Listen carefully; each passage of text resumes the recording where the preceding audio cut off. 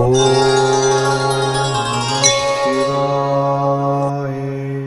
வணக்கம் நேயர்களே, spiritual TV நேயர்களுக்கு லக்ஷ்மிநாராயண அன்பு வணக்கங்கள். இப்போ நம்ம பார்க்க போகிறது வார ராசி பலன் 27ஆம் தேதியிலேருந்து 3ஆம் தேதி வரை எப்படி இருக்க போதான்னு பார்க்க போகிறோம். ஸோ எப்போதுமே சொல்கிறது தான் லக்னத்துக்கு பாருங்கள்.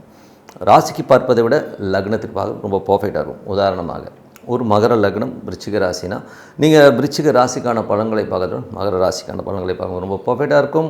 முதல்ல வர்றது பொது பலன்கள், அதுக்கப்புறம் தசா புக்தி பலன்கள். உங்கள் ஜனனகால ஜாதகத்தில் என்ன தசாபுக்தி அந்தரங்கள் வருதோ அதை மிங்கிள் பண்ணி பாருங்கள், ரொம்ப பர்ஃபெக்டாக இருக்கும். வீடியோட எண்டில் டிப் ஆஃப் த வீக் இருக்குது, மறக்காமல் பாருங்கள். கடகராசி. ஸோ கடகராசிக்கு வந்து பார்த்திங்கன்னா உங்களது ராசி அதிபதி சந்திரன் வந்து பார்த்தோம்னா உங்களுக்கு வந்து இப்போ வந்து 2ல் இருக்கார். ஸோ 2லிருந்து அது 2, 3, 4ன்னு போகும்போது எல்லாமே நல்ல ஸ்தானங்கள்னும் போது நல்ல ஒரு ஏற்றங்கள், நல்ல லாபங்கள் வர்றதுக்கான வாய்ப்பு, உங்கள் முயற்சியில் ஒரு பெரிய வெற்றி கிடைக்கிறதுக்கான வாய்ப்பு எல்லாமே ரொம்ப நல்லா இருக்குது. கடகராசிக்கு வந்து உங்களது 2ஆம் அதிபதியான சூரியன் வந்து உங்களுக்கு வந்து இப்போது இருக்கிறது வந்து 10ல் இருக்காருங்க. ஸோ 10ல் இருக்கும்போது நல்ல லாபங்களும் நல்ல ஏற்றங்களும் கொடுக்கும். அதுவும் உச்சமாக இருக்கும்போது தொழில் ரீதியான விஷயங்கள், ஒரு கமாண்டிங்கான விஷயங்கள், நல்ல வருமானங்களை கண்டிப்பாக கொடுத்துருங்க. குடும்பத்தில் சின்ன சின்ன சலசலப்புகளை ஏற்படுத்தும். அப்போ மட்டும் பேசும்போது கொஞ்சம் கவனமாக பேசணும்.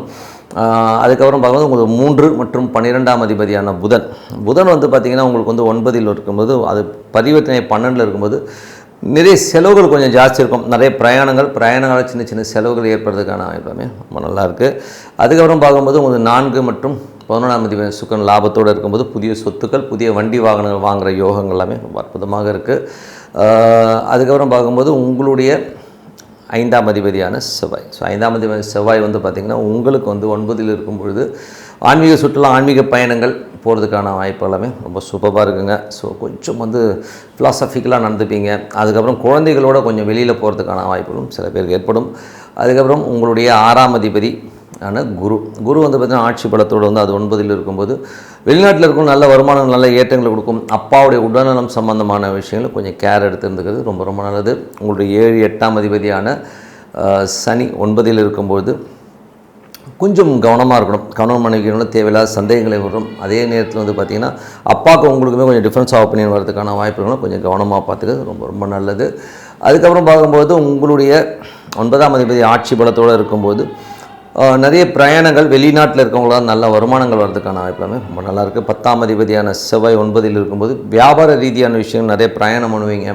நிறைய ஸ்டெப்ஸ் எடுத்து கொஞ்சம் கொஞ்சமாக முன்னேறி வர்றதுக்கான வாய்ப்புலாமே ரொம்ப நல்லாயிருக்கு. 11ஆம் அதிபதியான சுக்கிரன் வந்து ஆட்சி பலத்தோடு ரியல் எஸ்டேட், வண்டி வாகனங்கள், கேப் நடத்துகிறவங்க இவங்களுக்கெல்லாமே நல்ல லாபங்கள், நல்ல ஏற்றங்கள் வர்றதுக்கான வாய்ப்புலாமே ரொம்ப சூப்பராக இருக்குங்க.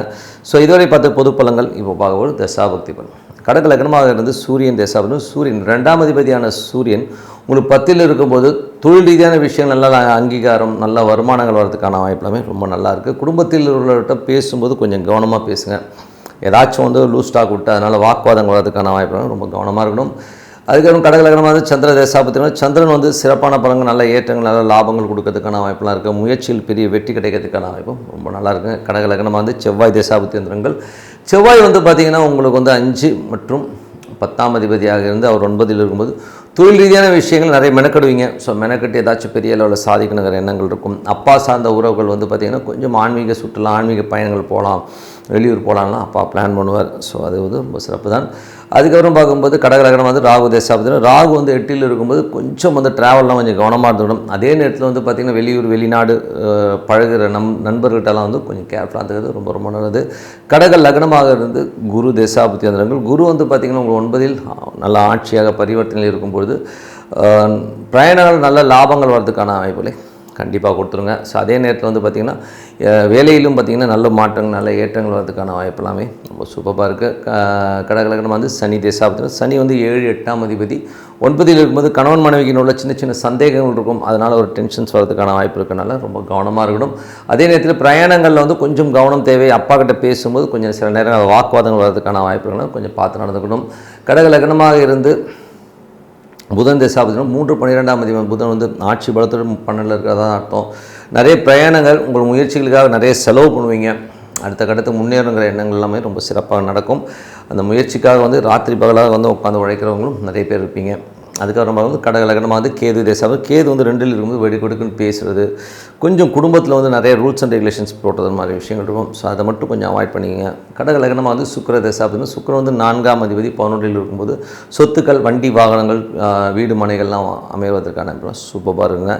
ஸோ மற்றபடி என்னங்க, என்னை பொறுத்தவரை நல்ல ஒரு பிரார்த்தனை டெய்லி வந்து ஒரு இறைவனை நினச்சி மனதார பிரார்த்தனை பண்ணும்போது கண்டிப்பாக நம்ம அடுத்த லெவல் போகிறதுக்கான இப்போ ரொம்ப சிறப்பாக இருக்குது. இப்போ சிம்மராசி. ஸோ சிம்மராசிக்கு வந்து பார்த்திங்கன்னா உங்களது ராசி அதிபதி சூரியன்.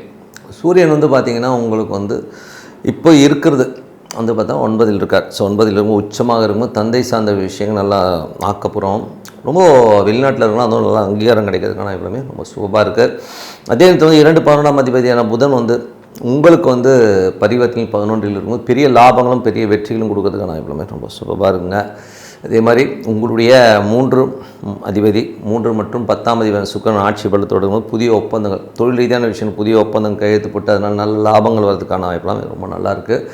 அதுக்கப்புறம் உங்களுடைய 4 மற்றும் 9ஆம் அதிபதியான செவ்வாய் 8ல் இருக்கும்போது அப்பா அம்மாவினோட கொஞ்சம் தர்க்கங்கள், கொஞ்சம் வாக்குவாதங்கள்லாம் வரதுக்கான வாய்ப்பு இருக்குன்னா கொஞ்சம் பார்த்து நடந்துக்கிறது ரொம்ப ரொம்ப நல்லது. வண்டி வாகனங்கள் ஓட்டும் போதும் கொஞ்சம் ஜாகிரதையாக ஓட்டுங்க. அதுக்கப்புறம் 5 8ஆம் அதிபதியான குரு, அங்கே பரிவர்த்தனை குருவே அங்கே இருக்கிறதா அர்த்தம். அதனால் குழந்தைகளிடம் கொஞ்சம் வாக்குவாதங்கள் இருக்கும். குழந்தைகள் விஷயங்களில் வந்து ஏதாச்சும் முடிவெடுக்கிறதுனா 1க்கு 4 வாட்டி யோசித்து முடிவு பண்ணுறது ரொம்ப ரொம்ப நல்லது.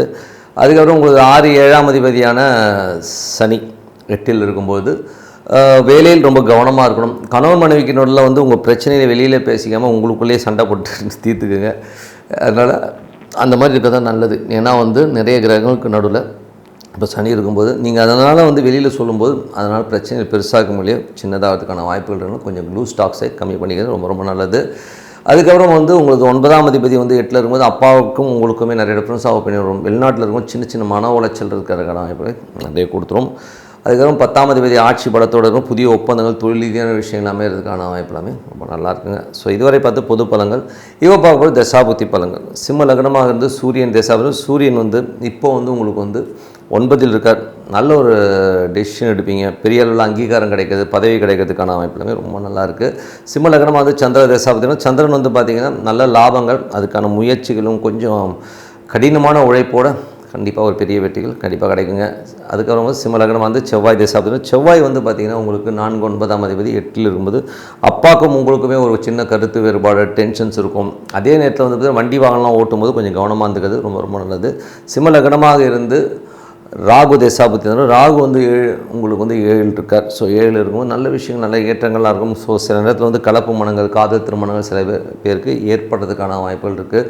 கணவன் மனைவிக்கு நடுவில் வந்து சின்ன சின்ன ஈகோ கிளாஷஸ் வரும். ஸோ அதை மட்டும் கொஞ்சம் பார்த்து அவாய்ட் பண்ணிக்கிறது ரொம்ப ரொம்ப நல்லது. சிம்ம லக்னமாக வந்து குரு தசாபுத்தினா குரு வந்து 8ல் இருக்காருங்க. குழந்தைகள் விஷயங்களில் வந்து நம்ம வாக்குவாதங்களோ டென்ஷனோ ஸ்ட்ரெஸ்ஸோ வரதுக்கான வாய்ப்பு இருக்கனால ரொம்ப ரொம்ப கவனமாக இருந்துக்கணும். சிம்ம லக்னமாக இருந்து சனி தசாபுத்தினா சனியும் பார்த்திங்கன்னா 8ல் தான் இருக்கார். ஸோ 6 7ஆம் அதிபதி 8ல் வேலையில் ரொம்ப கவனம் தேவை. கணவன் மனைவிக்குள்ள வாக்குவாதங்களை தவிர்த்துக்கங்க. அப்படியே வாக்குவாதம் பண்ணால் தனியாக சண்டை போட்டு கிளியர் பண்ணிக்கிங்க. நீங்கள் இன்னொருத்தட்ட பஞ்சாயத்துன்னு போகாமல் இருக்கிறது ரொம்ப ரொம்ப நல்லது. சிம்ம லக்னமாக புதன் தசாபுத்தினா புதன் வந்து 2 11ஆம் அதிபதி 11லே இருக்கும்போது நல்ல லாபங்கள், நல்ல ஏற்றங்கள் வர்றதுக்கானவே பணம், பொருளாதார ரீதியான நல்ல வருமானங்களை கண்டிப்பாக கொடுத்துரும். சிம்ம லக்னமாக கேது தசம். கேது வந்து ராசியிலே இருக்கும்போது அமைதியை தேடி மனசு போகும், தனிமையை விரும்புவீங்க. ஸோ எதுக்காக என்ன பண்ணுறோங்கிறத யோசித்து முடிவு பண்ணுறது எல்லாமே ரொம்ப சிறப்பாக இருக்கும். அதுக்கப்புறம் சிம்ம லக்னம் வந்து சுக்கிர தசாபுத்தி. சுக்கிரன் வந்து பார்த்திங்கன்னா உங்களுக்கு வந்து 3 மற்றும் 10ஆம் அதிபதியாக வந்து 10ல் ஆட்சி பலத்தோட புதிய ஒப்பந்தங்கள், தொழில் ரீதியான விஷயங்கள் நடக்கும். பக்கத்து வீட்டுக்காரர் உங்களுக்குமே கொஞ்சம் கருத்து வேறுபாடு அந்த மாதிரி விஷயங்கள் இருக்கும். ஸோ அதனால் கொஞ்சம் நிலபலங்கள்லாம் விற்கிறீங்கன்னா கூட கொஞ்சம் பார்த்து யோசிச்சு பண்ணுறது ரொம்ப ரொம்ப நல்லதுங்க. ஸோ மற்றபடி என்னை பொறுத்தவரை நல்ல ஒரு பிரார்த்தனை, மனதார இறைவனை பிரார்த்தனை பண்ணும்போது கண்டிப்பாக அடுத்த லெவல் போகிறதுக்கான இப்போ ரொம்ப சிறப்பாக இருக்குது. கன்னிராசி. ஸோ கன்னிராசிக்கு வந்து பார்த்திங்கன்னா உங்களது ராசி அதிபதி புதன் வந்து ஆட்சி பலத்தோட 10ல் இருக்கிறதா தான் அர்த்தம். ஏன்னா பரிவர்த்தனையில் 10ல் இருக்கும்போது தொழில் ரீதியான விஷயங்கள் நல்ல சக்ஸஸ், பெரிய வெற்றிகள் வர்றதுக்கான வாய்ப்புலாமே ரொம்ப சூப்பராக இருக்குது. 2 மற்றும் 9ஆம் அதிபதி சுக்கிரன் வந்து ஆட்சி பலத்தோடு இருக்கும்போது குடும்பத்தில் சச்சரவுகள் ஏற்படும், அதை மட்டும் கொஞ்சம் அவாய்ட் பண்ணிங்க. மற்றபடி எல்லாமே சிறப்பாக இருக்கும். அதுக்கப்புறம் 3 8ஆம் அதிபதியான செவ்வாய் உங்களுக்கு வந்து 7ல் இருக்கும்போது கணவன் மனைவிக்கு நடுவில் சின்ன சின்ன ஒரு ஸ்ட்ரெஸ்ஸஸ் இதெல்லாம் அடுத்த ஸ்டெப்பு போகிறதுக்கான வாய்ப்பு, நல்ல லாபங்கள் வர்றதுக்கான வாய்ப்பு எல்லாமே ரொம்ப நல்லா இருக்குது. உங்களுக்கு வந்து உங்களுடைய 4 மற்றும் 7ஆம் அதிபதியான குரு ஆட்சி பலத்தோட 7லே இருக்கும்போது சொத்துக்கள் வர்றதுக்கான வாய்ப்பு, தாயார் சார்ந்த உறவுகளால் வந்து ஒரு சொத்துக்களோ நல்ல லாபமோ கிடைக்கிறதுக்கான அமைப்புலமே நல்லாவே இருக்குது. வண்டி வாகனங்கள் டிரான்ஸ்போர்ட்டேஷன்ஸ் பண்ணுறவங்களுக்கும் நல்ல லாபங்கள் வரதுக்கான அமைப்புலமே ரொம்ப நல்லாயிருக்கு. உங்களுக்கு வந்து 5-6ஆம் அதிபதியான சனி வந்து பார்த்திங்கன்னா உங்களுக்கு 7ல் இருக்கும்போது குழந்தைகள் விஷயங்கள் ரொம்ப சூப்பராக இருக்கும். வேலையிலையும் பார்த்திங்கன்னா நல்ல ஒரு வருமானங்கள் நல்ல ஏற்றம் வர்றதுக்கான ரொம்ப சிறப்பாக இருக்குது. அதுக்கப்புறம் பார்க்கும்போது உங்களுடைய 7ஆம் அதிபதி வந்து 7 ஆட்சி பலத்தோடு இருக்கும்போது கணவன் மனைவிக்கு நடுவில் இருந்த ஒரு கருத்து வேறுபாடு நீங்கி நல்ல சுமூகமான முடிவு எடுக்கிறதுக்கான இப்போ சண்டை போட்டுட்டிங்கன்னா இப்போ பேசுனீங்கன்னா அது கிளியராகிறதுக்கான இப்போ ரொம்ப நல்லாயிருக்கு. அதுக்கப்புறம் பார்க்கும்போது உங்களுக்கு 9ஆம் அதிபதி ஆட்சி பலத்தோடு இருக்கும்போது அப்பா சார்ந்த உறவுலாம் நல்ல லாபங்கள் நல்ல ஏற்றங்கள் அதுக்கான இப்போ ரொம்ப சூப்பராக இருக்குங்க. 10ஆம் அதிபதியான புதன் ஆட்சி பலத்தோடு அங்கே இருக்கும்போது தொழில் ரீதியான விஷயங்களில் பெரிய டிசிஷன் பெரிய லாபங்கள் வர்றதுக்கான வாய்ப்புமே ரொம்ப சூப்பராக இருக்குங்க. ஸோ மற்றபடி இதுவரை பார்த்து பொது பலன்கள் இப்போ பார்க்கும்போது தசாபதி பலன். கன்னி லக்னமாக வந்து சூரியன் தசாபதி சூரியன் வந்து பார்த்திங்கன்னா உங்களுக்கு வந்து இப்போது 8ல் இருக்கார். ஸோ 8ல் இருக்கும்போது கொஞ்சம் மன உளைச்சல் இருக்கும், தேவையில்லாத விஷயத்துக்கு மனக்குழம்பி நைட்லாம் தூங்காமல் இருக்கிற இந்த மாதிரி விஷயங்களாக இருக்கும். ஸோ அதெல்லாம் கொஞ்சம் அவாய்ட் பண்ணிக்கிறது ரொம்ப ரொம்ப நல்லது. அதுக்கப்புறம் கன்னி லக்னமாக வந்து சந்திர தசாபத்தியந்திரங்கள் சந்திரன் வந்து பார்த்திங்கன்னா உங்களுக்கு வந்து சின்ன லாபத்துக்கான விஷயங்கள் ரொம்ப மெனக்கரமான சூழ்நிலை ஏற்படும். ஆனால் 2 நாட்களுக்கு அப்புறம் நீங்கள் நினச்சதெல்லாமே வெற்றியின் பெரிய ஒரு சந்தோஷங்களை கண்டிப்பாக அள்ளி கொடுத்துரும். கன்னி லக்னமாக வந்து செவ்வாய் தசாபத்தியம். செவ்வாய் வந்து 3-8ஆம் அதிபதி 7ல் இருக்கும்போது கணவன் மனைவியினோட சின்ன டிஃப்ரென்ஸ் ஆஃப் ஒப்பீனியன் வரும், சந்தேகங்கள் வரதுக்கான வாய்ப்பு ரொம்ப கவனமாக இருக்கணும். அதுக்கப்புறம் கன்னி லக்னமாக வந்து ராகு தசாபுத்தியந்திரங்கள். ராகு வந்து பார்த்திங்கன்னா உங்களுக்கு 6ல் இருக்கும்போது வேலையில் நல்ல ஏற்றங்கள் நல்ல லாபங்கள் அடுத்தடுத்துக்கு ஒரு பெரிய லெவலில் செட்டில் ஆகிறதுக்கான வாய்ப்புலாமே ரொம்ப நல்லாயிருக்கு. கன்னி லக்னமாக வந்து குரு தசாபுத்தியந்திரங்கள். குரு வந்து பார்த்திங்கன்னா உங்களுக்கு வந்து குரு வந்து இப்போ 7ல் இருக்கும்போது திருமணம் ஆகாதவர்களுக்கு திருமணம் கைகூடி வர்றதுக்கான வாய்ப்புலாமே ரொம்ப சூப்பராக இருக்குது. கன்னி லக்னமாக வந்து சனி தசாபுத்தியம். சனி வந்து பார்த்திங்கன்னா 5-6ஆம் அதிபதி உங்களுக்கு 7ல் இருக்கும்போது வேலையில் நல்ல ஏற்றங்கள் நல்ல லாபங்கள் குழந்தைகளுடைய வெற்றிகள் எல்லாமே ரொம்ப சூப்பராக இருக்கும். கன்னி லக்னமாக இருந்து புதன் தசாபதி புதன் வந்து தொழில் ரீதியான விஷயங்களை பெரிய வெற்றிகள் பெரிய லாபங்கள் அள்ளி கொடுக்குறது நல்ல ஒரு கான்ஃபிடென்ட்டாக நிறைய விஷயங்கள் பண்ணுவீங்க. கன்னி லக்னமாக வந்து கேது தசாபதி கேது வந்து 12ல் இருக்கும்போது கொஞ்சம் அலைச்சல்கள் இருக்கும், கடன் சம்மந்தமான விஷயங்கள் அதுவும் உடல் ரீதியான விஷயங்கள் சின்ன ஒரு பிரச்சனைகள் கொஞ்சம் அலைச்சல்கள் ஜாஸ்தி இருக்கும். அது வேறு வழி கிடையாது, அது வந்து நம்ம வந்து அந்த பெயினை அனுபவிச்சு தான் ஆகணும். பட் இருந்தாலும் ட்ரீட்மெண்ட் கிடைக்கும்னா கண்டிப்பாக ட்ரீட்மெண்ட் கிடைக்கிற வாய்ப்புலாம் ரொம்ப சூப்பராக இருக்குது. கன்னி லக்னமாக வந்து சுக்கிர தசாபுத்தி. சுக்கிரன் வந்து பார்த்திங்கன்னா 9ல் ஆட்சி பலமாக இருக்கும்போது குடும்பத்துக்கு தேவையான பணம் ரொம்ப சூப்பராக வந்துடும். நல்ல பணம் வசதிகள் எல்லாமே ரொம்ப வெளிநாட்டில் இருக்கணும் பெரும் பணம் வர்றதுக்கான வாய்ப்புமே ரொம்ப நல்லாயிருக்கு. அதே நேரத்தில் வந்து பேசும்போது கொஞ்சம் கவனமாக பேசுங்க. பேச்சினால் கொஞ்சம் வன்மம் கொஞ்சம் டென்ஷன் ஆகிறதுக்கான வாய்ப்பு கொஞ்சம் கவனமாக பேசுறது ரொம்ப நல்லது. மற்றபடி நீங்கள் என்னை பொறுத்த ஒரு நல்ல ஒரு பிரார்த்தனை மனதார இறைவனை பிரார்த்தனை மூலம் கண்டிப்பாக அடுத்த லெவல் போகிறதுக்கான இப்போ ரொம்ப சிறப்பாக இருக்குது. Tip of the week. So tip of the வீக்கில் இந்த வாட்டி சொல்ல போகிறது வந்து குலதெய்வம். ஸோ நிறைய பேர் வந்து பார்த்திங்கன்னா குலதெய்வங்கிற ஒரு விஷயம் வந்து உண்மையாக சரியா இல்லையான்னு, ஏன்னா இன்றைக்கி மாடர்ன் ஜென்ரேஷன்ஸில் வந்து நிறைய நம்பிக்கையின்மை நிறைய இருக்குது. அது சில பேர் மூட நம்பிக்கை அப்படின்னு கூட சொல்லலாம். ஏன்னா வந்து பரிவார தெய்வங்கள் எல்லாம் வந்து சில பேர் என்ன சார் இந்த சாமி வந்து கத்தியும் கப்படமாகவும் இருக்குது, இதெல்லாம் வேலை செய்வான்னு நிறைய பேர் சொல்வதை நம்ம கேட்டிருக்கோம். ஆனால் வேலை செய்யணும் பயங்கரமாக வேலை செய்யும். நீங்கள் வந்து எதையுமே வந்து நீங்கள் உள்ளே போய் உட்காந்து பார்த்து தான் பதில் சொல்லணும். ஏன்னா வந்து கருப்பு சட்டையை போட்டுக்கிட்டு கண்ணாமுன்னான்னு வாய்க்கு வந்ததெல்லாம் பேசாமல் ஓகே எது உண்மைங்கிறது நாங்கள் உணர்ந்துருக்கீங்களா அப்படின்னா குலதெய்வங்கிறதும் உண்மையாக நிற்குங்க. எப்படி நிற்கும்னா நீங்கள் குலதெய்வ கோயிலுக்கு கரெக்டாக ப்ராப்பராக போனீங்கன்னா அதோடைய லெவலே வேறு லெவலில் உட்காருன்றது தான் உண்மையான விஷயம். எனக்கு குலதெய்வம் தெரியுமா தெரியாதுன்னா நிறைய பேர் வந்து குலதெய்வத்தை வந்து கரெக்டாக உங்களுக்கு வந்து சனி பகவான் உங்கள் ஜாதகத்தில் எங்கே இருக்காரோ அந்த மாதங்களில் போய் நீங்கள் வழிபாடு பண்ணி பாருங்கள். அந்த நட்சத்திரம் சனி பகவான் உங்கள் ஜாதகத்தில் என்ன நட்சத்திரத்தில் உட்காந்துருக்காரோ எந்த மாதத்தில் இருக்கார். இப்போ உதாரணமாக சனி பகவான் வந்து மேஷத்தில் இருக்காருன்னா நீங்கள் சித்திரை மாதத்தில் அது சித்திரை மாதம் வர்றதில் என்ன நட்சத்திரம் இருக்கோ அந்த காலகட்டத்தில் நீங்கள் போய் வழிபாடு பண்ணும்போது நீங்கள் பாருங்கள் என்ன மாதிரி மேஜிக் நடக்குது. குலதெய்வம் உங்கள்கிட்ட வந்து பேசும். எப்படி பேசும்னா அது டேரெக்டாக சாமியாக வந்து பேசாது, அது வந்து ஒரு வேற ஒரு ரூபத்துலேயோ வேற ஒரு இண்டிகேஷன்ஸை கண்டிப்பாக கொடுக்குங்க. ஸோ அது வந்து பெரிய மேஜிக்கை ஏற்படுத்தும். அந்த மாதிரி ஒவ்வொரு மாதம் இருக்கு இல்லைங்களா, இப்போ மேஷம்னா சித்திரை, ரிஷபனா வைகாசின்னு சொல்லி தமிழ் மாதங்களாக பிரிச்சுட்டு உங்கள் சனி பகவான் எங்கே இருக்கார் அந்த மாதத்தில் வர அந்த சனி பகவான் இருக்கிற நட்சத்திரம் என்றைக்கு வருதோ அந்த மாதத்தில் அந்த நட்சத்திரத்துக்கு போகிறது நல்லது. இப்போ உதாரணமாக எனக்கு வந்து சனி பகவான் இருக்கிறது ரிஷபத்தில் இருப்பாருங்க.